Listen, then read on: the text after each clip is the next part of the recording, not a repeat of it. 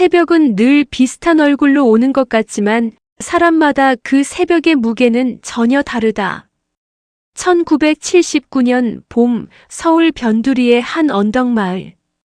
밤새 비가 조금 내렸는지 골목길에 흙냄새가 눅눅하게 올라오고 낡은 슬레이트 지붕 끝마다 물방울이 맺혀 있었다. 아직 해가 다 오르지 못한 시간, 닭 울음도 어정쩡하고 연탄재를 털러 나온 아주머니들의 발소리만 조용히 이어졌다. 그 언덕길 맨 끝 허름한 하숙집 작은 방에서 최정우는 잠을 이루지 못한 얼굴로 창문을 열었다. 창틀에는 녹이 슬어 있었고 유리는 구석이 깨져 신문지로 막아둔 상태였다. 그 틈으로 들어오는 공기가 차가웠다. 정우는 멍하니 밖을 바라보다가 지붕 위에 맺힌 물방울 하나가 툭 하고 떨어지는 걸 봤다. 아침이네. 혼잣말이었지만 그 말엔 기쁨도 기대도 확신도 별로 없었다. 29. 공부도 했다. 젊은 날의 열정도 있었다. 세상을 조금은 바꿔볼 수 있을 거라는 객기도 있었다. 하지만 몇 번의 실패와 몇 번의 좌절, 그리고 한 번의 아주 큰 이별이 지나가고 나자 그는 어느새 아직 시작도 못한 사람이 되어 있었다. 서울의 작은 출판사에서 교정 보는 일로 겨우 끼니를 이어가고 있었지만 월급은 늘 늦었고 미래는 늘 먼 곳에 있었다. 무엇보다 마음이 바닥에 가까웠다. 책상 위에는 쓰다 만원고가 있었다. 제목도 없는 소설. 첫 줄만 20번 고친 흔적이 남아 있었다. 정우는 펜을 집었다가 다시 내려놓았다. 나는 대체 뭘 하겠다는 거냐? 그때 방문 밖에서 쿵쿵 소리가 났다. 하숙집 주인 박씨 아주머니 목소리였다. 정우 총각. 또 밤샜지? 사람 얼굴이 왜 밀가루 반죽 같아? 정우는 억지 웃음을 지었다. 괜찮습니다. 괜찮긴. 괜찮은 사람은 방세를 2달 안 밀려. 그 말은 아프게 정확했다. 정우는 귀까지 빨개졌다. 그러자 아주머니가 문틈으로 삶은 달걀 하나를 쑥 내밀었다. 받아. 상한 건 아니고 어제 저녁에 삶은 거야. 사람이 돈이 없어도 기운은 있어야지. 쓰러지면 방세도 못 받잖아. 늘 퉁명스럽지만 끝내는 챙겨주는 사람. 정우는 달걀을 받아들고 작게 웃었다. 감사합니다. 감사하면 방세네. 예. 그리고 세수 좀 해. 귀신도 너 보면 놀라겠다.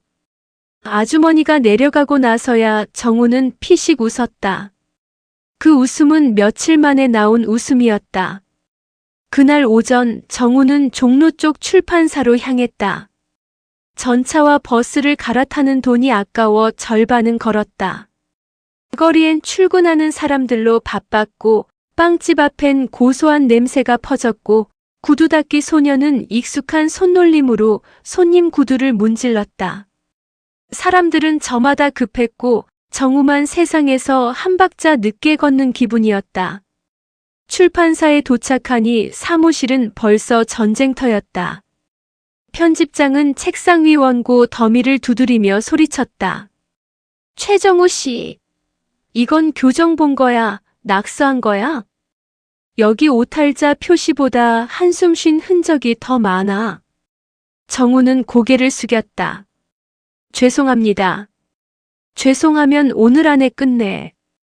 그리고 표정 좀 펴. 출판사는 원래 망해가는 데지만 사람까지 망해 보이면 분위기 더 안 좋아. 사무실 한 구석에서 누군가 킥 웃었다. 신입 여직원 오명숙이었다.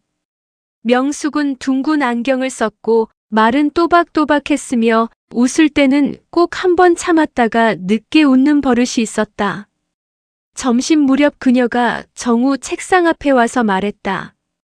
최 선생님. 예. 편집장님한테 혼날 때마다 왜 그렇게 정직하게 풀이 죽으세요? 혼났으니까요.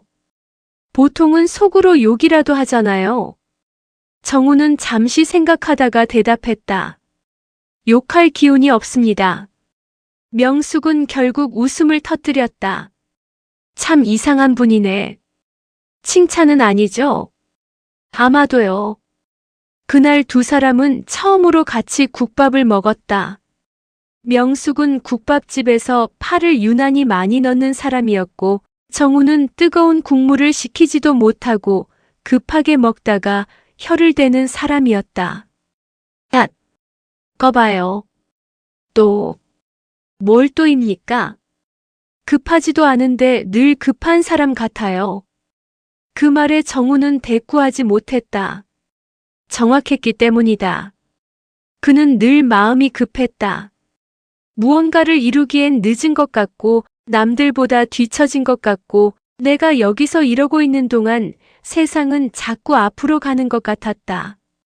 그러니 아무것도 확실하지 않은데도 늘 쫓기듯 살게 되었다. 명숙은 그런 정우를 가만히 보더니 말했다. 최 선생님은 너무 자주 지는 쪽 생각만 해요. 이기는 쪽 생각도 해야 합니까? 해봐요. 손해는 없잖아요. 정우는 피식 웃었다. 그게 잘 안 됩니다. 그럼 연습하면 되죠. 명숙은 아무 일 아니라는 듯 국밥을 한 숟갈 더 떴다. 하지만 정우는 이상하게 그 말이 오래 남았다. 며칠 후 출판사는 더 안 좋아졌다. 밀린 인쇄비 때문에 다음 책 출간이 연기됐고 사장은 종일 어딘가에 전화만 하며 머리를 쥐어뜯었다. 사무실 분위기는 눅눅한 벽지처럼 축 처졌다. 그러던 어느 날 저녁 편집장이 직원들을 불러 모았다. 다들 들어요. 이번 달 월급 좀 늦어질 수 있어요. 이번 달도요? 누군가 작게 중얼거렸다. 편집장은 모른 척했다. 대신 버티면 길이 있어요. 책 하나만 터지면. 그때 명숙이 작게 말했다. 지난달에도 그 말씀 하셨어요. 사무실이 조용해졌다. 편집장은 헛기침을 했다. 오명숙 씨, 조직 생활이라는 건 밥값도 조직적으로 밀리는데요. 정우는 깜짝 놀라 그녀를 봤다. 평소 조용하던 사람이 맞나 싶었다. 편집장은 얼굴이 붉어졌다. 지금 말대꾸 하는 거요? 그러자 정우가 얼떨결에 끼어들었다. 편집장님, 명숙 씨 말이 틀린 건 아닙니다. 말하고 나서 본인이 더 놀랐다. 사무실 사람들도 다 쳐다봤다. 그는 원래 이런 자리에서 나서는 사람이 아니었다. 늘 한 발 물러서고 나중에 혼자 후회하는 쪽이었다. 편집장이 눈을 가늘게 떴다. 최정우 씨, 요즘 입이 좀 살아났네. 정우는 괜히 침을 삼켰다. 살아났다기보다 다들 너무 지쳐 있습니다. 편집장은 잠시 아무 말이 없더니 휙 돌아섰다. 좋소. 그럼 그렇게 지친 분들은 먼저 퇴근해요. 대신 내일부터 출근 안 해도 되니까. 순간 공기가 얼어붙었다. 그날 정우는 해고됐다. 정확히는 자진퇴사 비슷한 해고였다. 설명하기도 애매한 그 시대의 흔한 방식이었다. 출판사 문을 나서는 길에 정우는 허탈해서 웃음이 났다. 명숙이 뒤따라왔다. 죄송해요. 왜요? 제가 먼저 말 꺼내서. 정우는 고개를 저었다. 아닙니다. 어차피 오래 못 버텼을 겁니다. 명숙은 가만히 서 있었다. 종로의 저녁거리는 소란스러웠다. 포장마차 불빛이 켜지고 직장인들은 소주잔을 부딪히며 목소리가 커졌고 어딘가에서는 통기타 소리가 희미하게 들려왔다. 명숙이 말했다. 그럼 이제 어떡하실 거예요? 글쎄요. 소설 쓰신다면서요? 정우는 씁쓸하게 웃었다. 씁니다. 정확히는 쓰려다 맙니다. 끝까지 써보세요. 아무도 읽지 않을 텐데요. 명숙은 잠시 정우를 보더니 대답했다. 아무도 안 읽어도 먼저 본인은 읽어야죠. 정우는 그 말을 듣고도 한동안 아무 말 못했다. 그의 봄은 이상하게 비가 자주 왔다. 정우는 일자리를 구하러 다녔지만 여의치 않았다. 신문사 문턱도 기웃거려보고 잡지사의 원고 청탁 비슷한 부탁도 해봤지만 돌아오는 건 대개 애매한 미소나 형식적인 거절뿐이었다. 돈은 떨어져 갔다. 하숙방 책상 서랍에는 동전 몇 개와 깎아 쓴 연필 2자루만 남았다. 그러던 어느 밤 정우는 결국 책상을 엎어버릴 듯 소리쳤다. 안 써져. 원고지는 바닥에 흩어졌다. 먹다 남은 보리차 컵이 넘어져 종이 귀퉁이가 젖었다. 그는 무너진 사람처럼 방바닥에 주저앉았다. 젊은 날엔 재능만 있으면 뭐든 될 줄 알았다. 조금 버티면 세상이 알아줄 줄 알았다. 하지만 세상은 바빴고 누가 상처 입었는지, 누가 꿈을 잃었는지 하나하나 돌아볼 만큼 친절하지 않았다. 정우는 처음으로 진심으로 두려워졌다. 혹시 나는 끝까지 아무것도 못 되는 사람 아닐까? 혹시 아침은 오는데 나는 계속 밤에만 남는 사람 아닐까? 그때 방문이 벌컥 열렸다. 박씨 아주머니였다. 야, 너 죽었냐? 정우는 눈물 날 것 같은 얼굴로 올려다봤다. 아직은요. 아주머니는 방 안의 난장판을 보더니 혀를 찼다. 글 쓰는 사람들은 왜 멀쩡히 앉아서 난리냐? 막노동파는 몸이라도 쓰지. 너희는 종이랑 싸우네. 그러곤 손에 들고 온 냄비를 내려놨다. 칼국수 끓였다. 내려와서 먹을 힘도 없어 보이길래 가져왔다. 정우는 고맙다는 말도 바로 못했다. 아주머니는 창문 쪽으로 가더니 비에 젖은 하늘을 한번 보고 말했다. 정우야. 예. 사람이 사는 게 늘 되는 것 같으면 그게 사람이냐? 장사도 안 되고 자식은 속 썩이고 남편은 일찍 가고 그래도 아침 되면 또 문 열고 국 끓이는 거지. 정우는 멍하니 들었다. 울고 싶으면 울고. 대신 내일은 세수하고 다시 해. 밤새 비 와도 빨래는 결국 마른다. 박씨 아주머니는 그렇게 말하고는 내려갔다. 말투는 무뚝뚝했지만 그 말은 이상하게 가슴 깊은 데 닿았다. 정우는 한참 뒤 칼국수를 먹었다. 조금 불었고 국물은 짰다. 그런데 눈물이 나게 맛있었다. 며칠 뒤 이른 아침이었다. 비가 그친 뒤라 공기가 유난히 맑았다. 정우는 잠이 오지 않아 언덕 위 공터까지 걸어 올라갔다. 동네 아이들이 낮엔 고무줄놀이를 하고 저녁엔 청년들이 몰래 모여 기타를 치던 곳이었다. 풀잎마다 물방울이 맺혀 있었다. 새벽빛을 받은 그 물방울들은 보석처럼 반짝이진 않았지만 그 나름의 작은 빛을 품고 있었다. 정우는 문득 멈춰 섰다. 밤새 울고 난 하늘 같았다. 지쳐 쓰러졌던 마음이 겨우 눈을 뜨는 순간 같았다. 누군가 크게 소리쳐 위로하지 않아도 그저 아침이 온다는 사실 하나로 버티게 되는 날이 있다는 걸. 그는 그 순간 알 것 같았다. 그때 뒤에서 목소리가 들렸다. 여기 계셨네요. 명숙이었다. 손에는 종이봉투가 들려 있었다. 어떻게 여기까지? 하숙집 아주머니가 알려줬어요. 우리 집 밀가루 반죽 총각이 언덕 위에 가면 사람 꼴이 된다고. 정우는 그만 웃어버렸다. 정확한 표현이군요. 명숙은 봉투에서 찐빵 2개를 꺼냈다. 아침 안 드셨죠? 아마도요. 둘은 공터 가장자리에 나란히 앉았다. 아침 햇살이 천천히 언덕 아래 지붕들을 훑고 있었다. 명숙이 물었다. 요즘도 한 줄도 못 쓰세요? 정우는 솔직히 말했다. 네. 썼다 지웠다만 합니다. 그럼 지우지 말고 끝까지 써요. 형편없는 문장이면요. 형편없어도 끝은 봐야죠. 끝까지 간 다음에 고치면 되잖아요. 정우는 찐빵을 한 입 베어 물었다. 속이 뜨거워서 또 입천장을 대었다. 앗! 명숙이 웃었다. 정말 꾸준하시네. 이것도 제주면 제주겠죠. 잠시 웃음이 오갔다.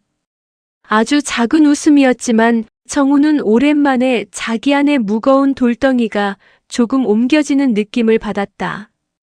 명숙은 먼 하늘을 보며 말했다. 사실 저도 겁나요. 무엇이요? 이렇게 일하다가 나중에 아무것도 아닌 사람이 될까 봐요. 그런데 가끔 생각해요. 아무것도 아닌 사람이 되는 게 무서운 게 아니라 아무것도 안 해본 사람이 되는 게 더 무섭다고. 정우는 천천히 그녀를 바라봤다.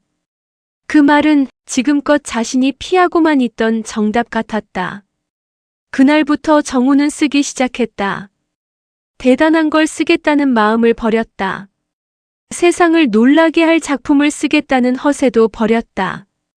그저 자기가 지나온 밤과 주변 사람들이 견딘 새벽과 그럼에도 다시 국을 끓이고 길을 걷고 웃음을 찾는 사람들 이야기를 쓰기 시작했다. 박씨 아주머니를 닮은 인물도 넣었다. 툭하면 욕하지만 속은 깊은 하숙집 주인. 명숙을 닮은 인물도 넣었다. 겁이 나도 할 말을 하고 남의 등을 살짝 밀어주는 사람. 원고는 처음으로 끝이 났다. 그는 마지막 장을 덮고 한참 동안 가만히 있었다. 세상이 당장 바뀐 것도 아니고 통장에 돈이 생긴 것도 아니었다. 하지만 적어도 하나는 분명했다. 나는 아직 끝나지 않았구나. 몇 달 뒤 정우는 작은 월간지에 단편 하나를 싣게 되었다. 원고료는 많지 않았다.